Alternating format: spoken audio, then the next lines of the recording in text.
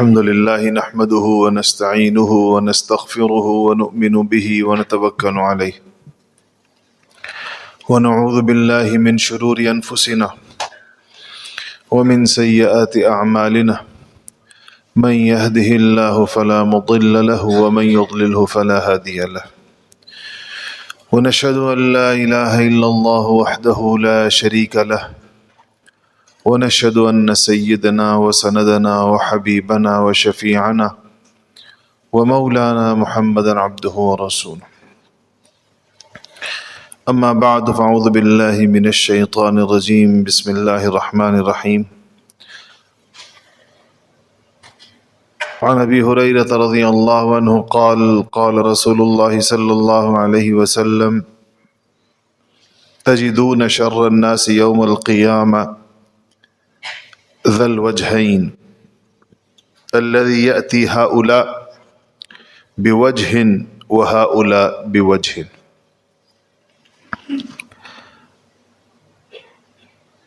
کتاب الاخلاق چل رہی ہے اور اس میں مختلف ابواب ہیں. آج کی یہ جو دو احادیث ہیں یہ اس بات کے عنوان تلے ہیں کہ اللہ جل شانہ کو بندے کا دو رخا پن پسند نہیں ہے، یعنی بندے کا دوغلا پن. ایک بندے کے سامنے یا ایک جگہ ایک طرح کی بات اور دوسری جگہ جا کے دوسری طرح کی بات. اس پر یہ احادیث ہیں جو حدیث شریف میں نے آپ کے سامنے پڑھی. نبی کریم صلی اللہ علیہ وسلم فرماتے ہیں کہ تم قیامت کے دن سب سے برے حال میں اس شخص کو پاؤ گے جو لوگوں کے پاس جاتا ہے تو اس کا رخ اور ہوتا ہے، یعنی ایک طرف جب جاتا ہے اور دوسری طرف کے لوگوں کے پاس جاتا ہے تو اس کا رخ اور ہوتا ہے. ایک طرف ایک موقف رکھتا ہے،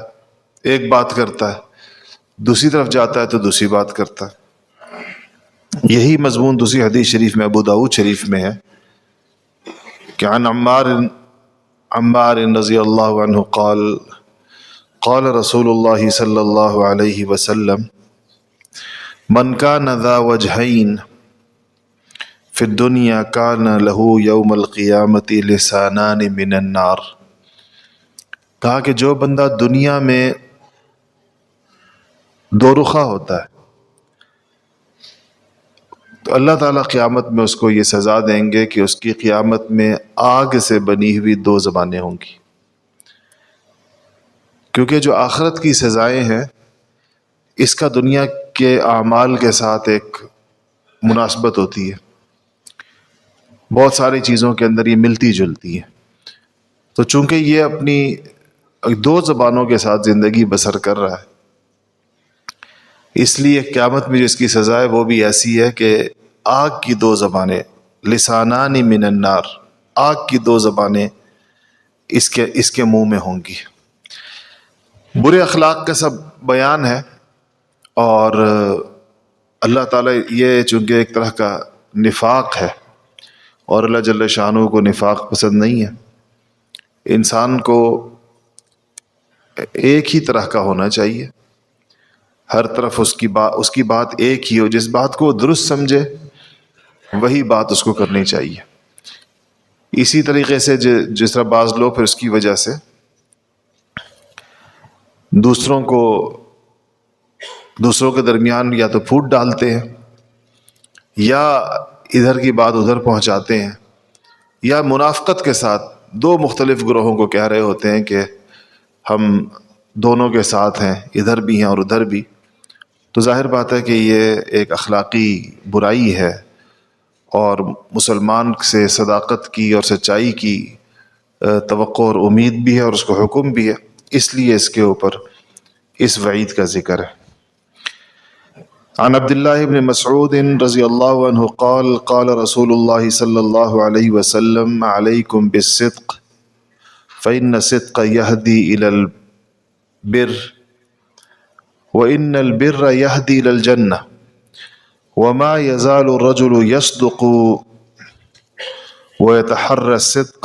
حَتَّى يُكْتَبَ عِندَ اللَّهِ صِدِّيقًا وَإِيَّاكُمْ وَالْكَذِبَ فَإِنَّ الْكَذِبَ يَهْدِي إِلَى الْفُجُورِ وَإِنَّ الْفُجُورَ يَهْدِي إِلَى النَّارِ وَمَا يَزَالُ الرَّجُلُ يَكْذِبُ وَيَتَحَرَّى الْكَذِبَ حَتَّى يُكْتَبَ عِندَ اللَّهِ كَذَّابًا۔ حضرت عبداللہ ابن مسعود رضی اللہ تعالیٰ عنہ سے روایت ہے کہ رسول اللہ صلی اللہ علیہ وسلم نے فرمایا کہ سچائی کو لازم پکڑو اور ہمیشہ ہی سچ ہی بولو، کیونکہ سچ بولنا نیکی کے رستے پہ ڈال دیتا ہے اور نیکی جنت تک پہنچا دیتی ہے۔ اور ایک آدمی جب ہمیشہ سچ بولتا ہے اور سچائی کو اختیار کر لیتا ہے اور سچائی ہی کو تلاش کرتا ہے، یعنی سچائی ہی اس کا اوڑھنا بچھونا ہوتی ہے، تو وہ صدیقیت کے مقام پر پہنچ جاتا ہے، اللہ تعالیٰ کے ہاں صدیق شمار ہونا شروع ہو جاتا ہے، اور اللہ تعالیٰ کے ہاں صدیق لکھ لیا جاتا ہے۔ اور کہا کہ جھوٹ سے بچتے رہو، کیونکہ جھوٹ بولنے کی عادت آدمی کو بدکاری کے رستے پر ڈال دیتی ہے، برے رستوں پہ ڈال دیتی ہے، اور برائیاں انسان کو دوزخ تک پہنچا دیتی ہیں، اور آدمی جھوٹ بولنے کا عادی ہو جاتا ہے اور جھوٹ کو اختیار کر لیتا ہے، تو انجام یہ ہوتا ہے کہ اللہ تعالیٰ کے ہاں وہ جھوٹا لکھ دیا جاتا ہے، کذاب لوگوں میں سے، کذابین میں سے لکھ لیا جاتا ہے۔ سچائی ایک تو زبان سے اس بات کا کہنا ہے جس کو انسان درست سمجھتا ہو اور جو واقع کے مطابق ہو، یہ سچائی کا ایک بہت ہی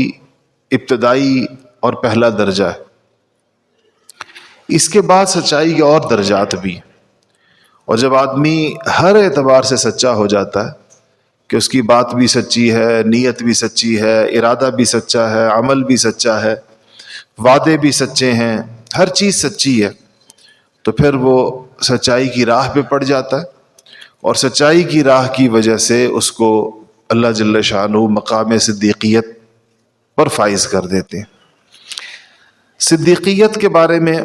یاد رکھیے گا کہ یہ انبیاء علیہ الصلوۃ والسلام کے مرتبے کے بعد امتیوں کے لیے، یعنی جو نبی نہ ہوں ان کے لیے جو اللہ تعالیٰ نے سب سے اونچا مقام رکھا ہے جس کو کوئی حاصل کر سکتا ہے، وہ مقام صدیقیت ہے۔ قرآن شریف نے 4 چیزوں کا ذکر کیا ہے، 4 درجات کا، اور ان میں سے ایک جو ہے وہ نبیوں کا مقام ہے، اور اس کے بعد صدیقین کا ہے، اور شہداء کا ہے، اور صالحین کا ہے۔ 4 مقامات کا ذکر ہے کہ یہ وہ لوگ ہیں، اولئک الذین انعم اللہ علیہم من النبیین والصدیقین والشہداء والصالحین وحسن اولئک رفیقا۔ اور جہاں ہم سورہ فاتحہ میں جب دعا کرتے ہیں کہ یا اللہ ہمیں اہدنا الصراط المستقیم صراط الذین انعمت علیہم، تو یہ انہی انعمت علیہم کا بیان قرآن شریف میں موجود ہے۔ تو اس کے لیے جس چیز کو کہا گیا کہ سچائی کو انسان اختیار کرے اور جھوٹ سے گریز کرے، ایسے ہی جب انسان جھوٹ کی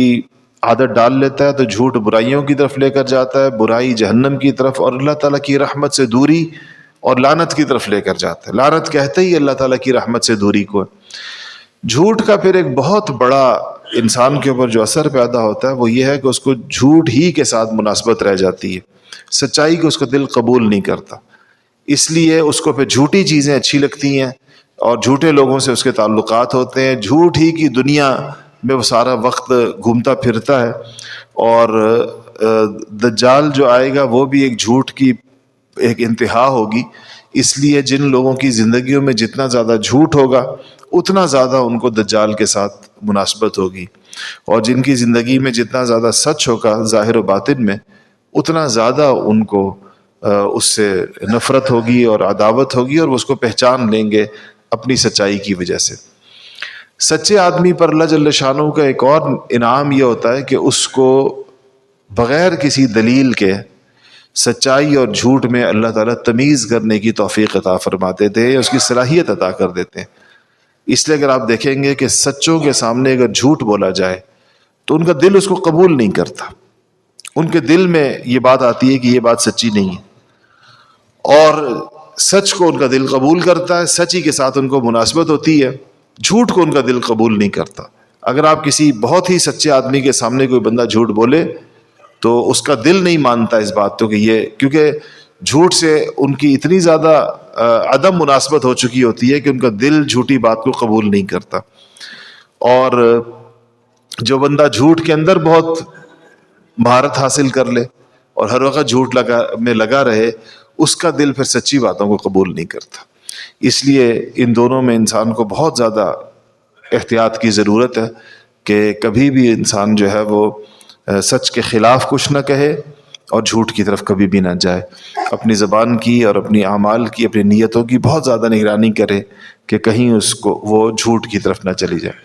آپ صلی اللہ علیہ وسلم سے مسلمان کے گناہوں کے بارے میں پوچھا گیا کہ کیا مسلمان یہ گناہ کر سکتا ہے؟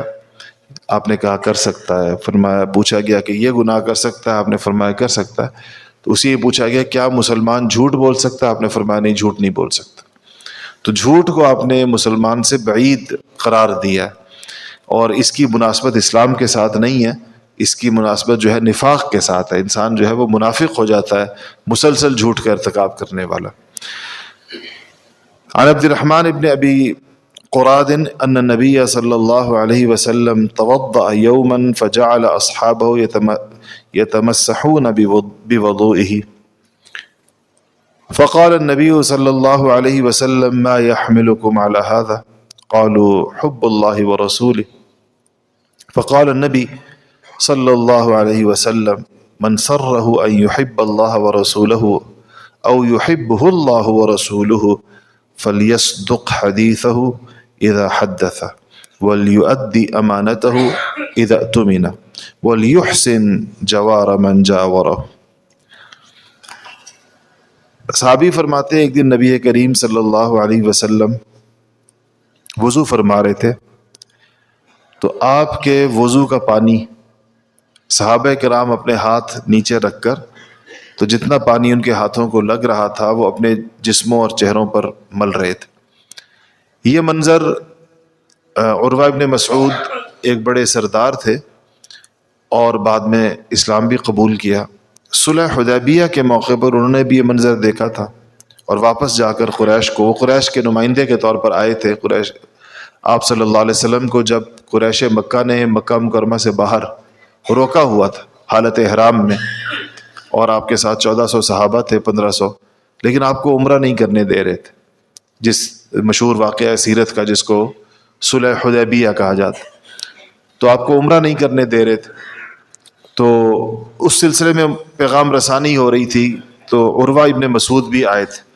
تو وہ جب آئے تو انہوں نے آپ صلی اللہ علیہ وسلم کے ساتھ جو صحابہ کا معاملہ ہے اس کو دیکھا،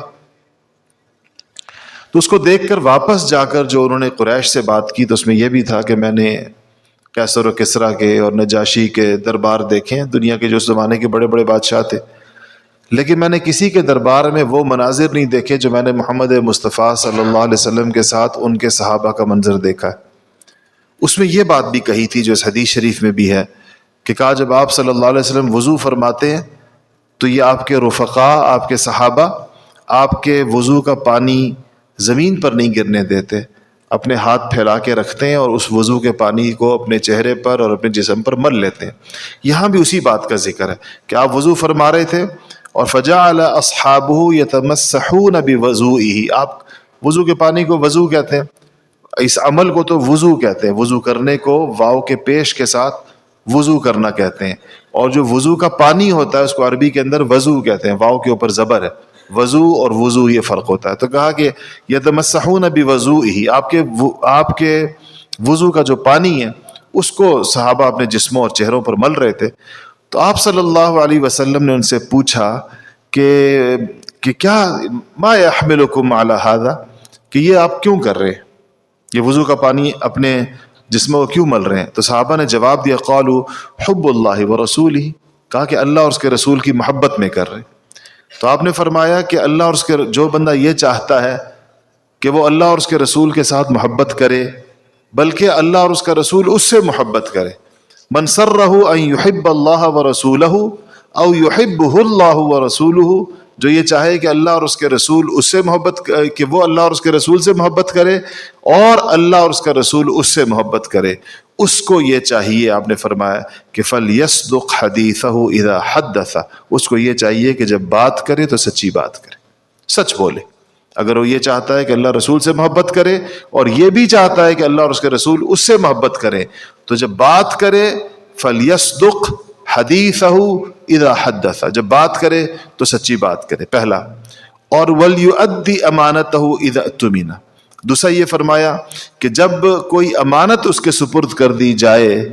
تو بغیر کسی ادنا خیانت کے، کسی معمولی خیانت کے، وہ امانت جو ہے واپس اپنے حقدار کو دے۔ اور تیسری بات یہ فرمائی کہ وَلْيُحْسِنْ جَوَارَ مَنْ جَاوَرَهُ، اور جس کے پڑوس کے اندر رہتا ہو، جس کے قریب رہتا ہو، اس کے ساتھ حسن سلوک کرے، اچھا سلوک کرے۔ تو یہ تین باتیں ارشاد فرمائی، کہا کہ اگر یہ تین کام جو کرے گا، یعنی جب بات کرے تو سچی کرے، اور جب امانت اس کے پاس رکھوائی جائے تو خیانت نہ کرے، پوری امانت کی پاسداری کرے، اور تیسرا یہ ارشاد فرمایا کہ اب جہاں رہتا ہے اپنے پڑوس کے ساتھ اچھا معاملہ کرے، تو یہ کام کرنے والا اللہ اور اس کے رسول سے محبت کرنے والا بھی ہوگا، اور اللہ اور اس کے رسول اس سے محبت کرنے والے، یعنی یہ محبت جانبین سے ہوگی۔ عن عبادہ ابن صامت ان النبی صلی اللہ علیہ وسلم، آپ نے فرمایا کہ اضمنوا لی ستا من انفسکم اضمن لکم الجنہ، تو کہا کہ حضرت عبادہ ابن صامت کہتے ہیں نبی کریم صلی اللہ علیہ وسلم نے فرمایا کہ 6 باتوں کی تم لوگ ضمانت لے لو، یعنی 6 کاموں کی ضمانت لے لو کہ تم اس کو کرو گے، میں جنت کی ضمانت لیتا ہوں، کہ ان 6 کاموں کو کرنے والے کی جنت کی ضمانت میں لیتا ہوں۔ اضمن لکم الجنہ، کہ میں پھر تمہارے لیے جنت کی ضمانت لیتا ہوں اگر تم 6 باتوں کی ضمانت لے لو۔ پہلی بات اس کے اندر ارشاد فرمائی کہ اصدقوا اذا حدثتم، جب بات کرو تو سچی بات کرو، یعنی جو بندہ یہ ضمانت لے لے، 6 میں سے ایک یہ ہے کہ وہ ساری عمر جھوٹ نہیں بولے گا۔ پہلی بات وَأَوْفُوا إِذَا وَعَدتُّمْ، وعدہ کرو تو اس کو پورا کرو، وَأَدُّوا إِذَا اؤْتُمِنْتُمْ، اور امانت رکھوائی جائے تو تم اس کی حفاظت، تو تم اس کی امانت داری کرو،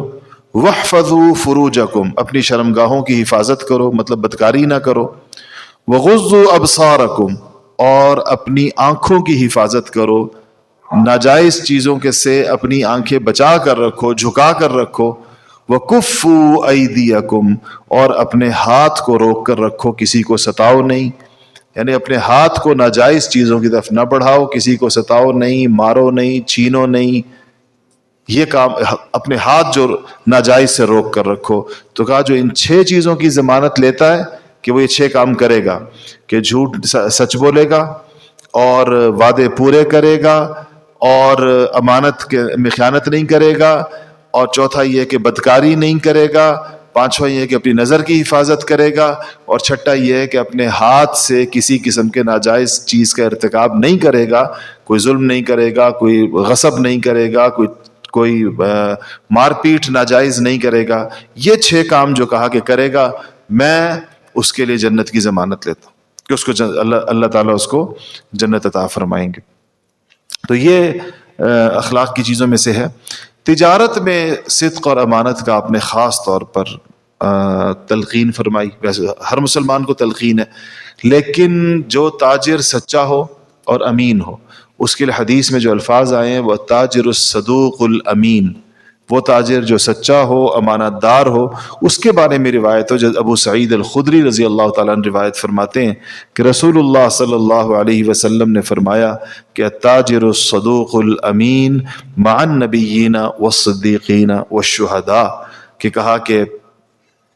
جو تاجر سچا ہوگا اور امانت دار ہوگا وہ نبیوں کے ساتھ اور صدیقین کے ساتھ اور شہداء کے ساتھ ہوگا قیامت کے دن۔ ابھی تھوڑی دیر پہلے اس بات کا ذکر ہوا کہ قرآن شریف کے اندر یہی 4 درجات، اس میں 3 کا ذکر ہے، چوتھا درجہ صالحین کا ذکر ہے کہ اولئک الذین انعم اللہ علیہم من النبیین والصدیقین والشہداء والصالحین، تو انہی میں سے 3 کا ذکر آپ نے فرمایا کہ تاجر الصدوق الامین مع النبیین والصدیقین والشہداء، کہ یہ جو 3 اعلیٰ اور اونچے ترین درجات ہیں، تو وہ تاجر جو سچا ہو اور جو امانت دار ہو، وہ قیامت میں اللہ تعالیٰ اس کا حشر جو ہے وہ ان کے ساتھ فرمائیں گے۔ دوسری روایت میں آپ نے فرمایا کہ التجار یحشرون یوم القیامت فجارا،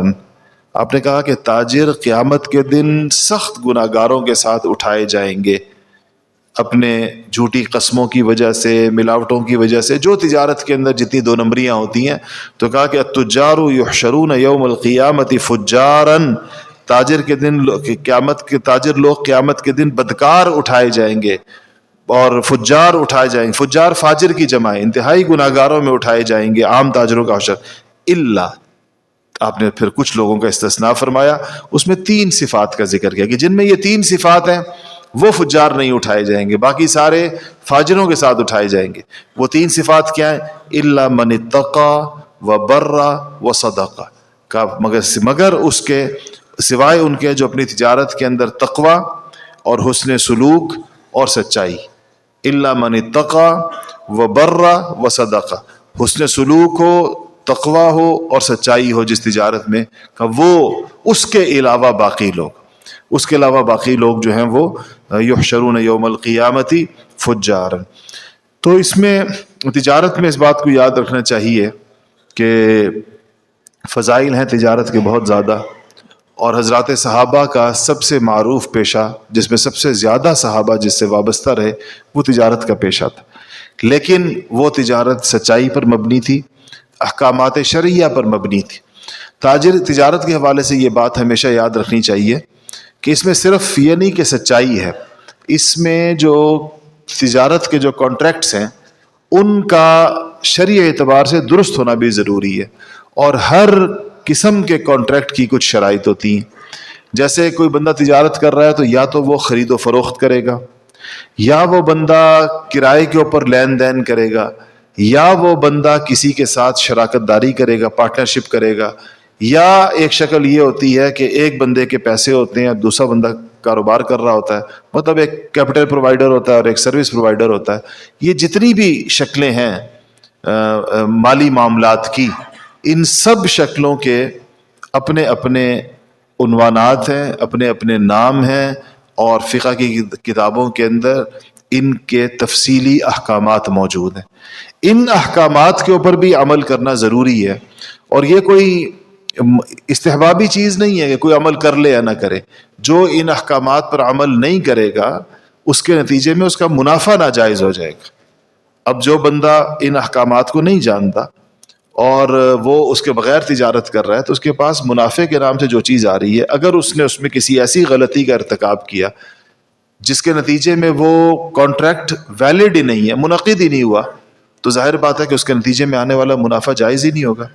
ہمارے ہاں یہ بہت بڑی ایک بہت بڑا مسئلہ ہے کہ لوگ ان مسائل سے واقف نہیں ہوتے اور اس کے بغیر اپنے تجارتی معاملات کر رہے ہوتے ہیں مسلمان۔ مثال کے طور پر آپ دیکھیں کتنے تاجر ایسے ہوں گے ہماری مارکیٹ میں،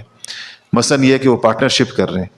تو پارٹنرشپ کرنے سے پہلے انہوں نے اپنی پارٹنرشپ کی جو ڈیڈ ہے اور جو اس کا جو معاہدہ ہے اور جو اس کا جو شرائط ہیں، اس کو جا کر کسی کو دکھایا ہو کہ یہ فقہی اعتبار سے کیا درست ہے، شرعی اعتبار سے کیا یہ درست۔ ایسا ہم لوگ نہیں کرتے، اس کے بغیر تجارت شروع کر دیتے ہیں۔ اور جب کوئی مسئلہ اس کے اندر آتا ہے، بعض اوقات لوگ اس پر آتے ہیں، پھر شرعی مسئلہ پوچھنے کے لیے آتے ہیں، کہتے ہیں کہ جی میرا اور میرے پارٹنر کا اختلاف ہو گیا، اور ہمارے درمیان ہم نے سوچا ہے کہ چلیں جی ہم اپنا مسئلہ کسی مفتی صاحب سے جا کر دارالفتاء میں حل کراتے ہیں۔ تو جب وہ لوگ آتے ہیں اپنا مسئلہ لے کر اور مفتیان کرام دارالفتاء میں ان سے پوچھتے ہیں کہ آپ لوگ کن شرائط پہ پارٹنرشپ کر رہے ہیں، تو پتہ چلتا ہے کہ ان کی تو پارٹنرشپ ہی نہیں ہوئی ہے، وہ منعقد ہی نہیں ہوئی، وہ شرائط ہی غلط تھیں جس پر یہ دونوں پارٹنرشپ کے اندر شریک ہو۔ تو پچھلے دنوں مجھے کسی نے کہا اپنا مسئلہ بھیجا، تو کہا کہ ہم نے پارٹنرشپ کی تھی، اور پارٹنرشپ اس طرح کی تھی کہ کچھ لوگوں نے پیسے دیے تھے اور انہوں نے کہا تھا کہ ہم صرف پروفٹ میں شریک ہوں گے، ہم نے ان کے ساتھ معاہدہ یہ کیا تھا، اور لاس میں شریک نہیں ہوں گے، صرف پروفٹ کے شریک ہوں گے، لاس کے نہیں ہوں گے۔ اب ان کا ایک مرحلے پر جا کر ایک مسئلہ پیدا ہو گیا، تو ان کو میں نے بتایا کہ آپ کی تو پارٹنرشپ نہیں ہوئی، کیونکہ یہ تو پارٹنرشپ نہیں ہوتی کہ صرف پروفٹ شیئر کریں گے، لاس جو ہے وہ ایک پارٹی کے اوپر ڈالا ہوا تھا کہ لاس اس کے ذمے ہوں گے۔ تو اس طرح کے بہت سارے مسائل پیش آتے ہیں ہر طرح کے عقد کے اندر. ہر طرح کے عقد کہتے ہیں کانٹریکٹ کو. ہر طرح کے کانٹریکٹ کے اندر مختلف مسائل پیش آتے ہیں. تو آج ہماری تجارتوں سے جو برکت اٹھ گئی ہے اسی کئی وجوہات ہیں. ایک وجہ تو سود ہے کہ جہاں پر بھی سود انوالو ہوگا تو برکت کا تو سوال پیدا نہیں ہوتا. اللہ اور اس کے رسول کے ساتھ جنگ ہے. اور چونکہ کسی نہ کسی مرحلے پر ہمارے خاص طور پر انڈسٹری کے لوگ تو بہت زیادہ اور بزنس کے لوگ دوسرے نمبر پر سودی معاملات میں مبتلا ہو جاتے ہیں. بینکوں سے قرضے لیتے ہیں, معاملات کرتے ہیں سودی بینکوں کے ساتھ.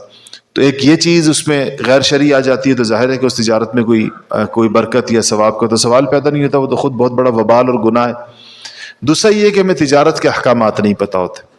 اور احکامات نہ پتہ ہونے کی ہم صرف دیانتداری کو تجارت کی ضرورت سمجھتے ہیں. یہ تیسرا مرحلہ ہے. یہ تجارت کے اخلاقیات ہیں,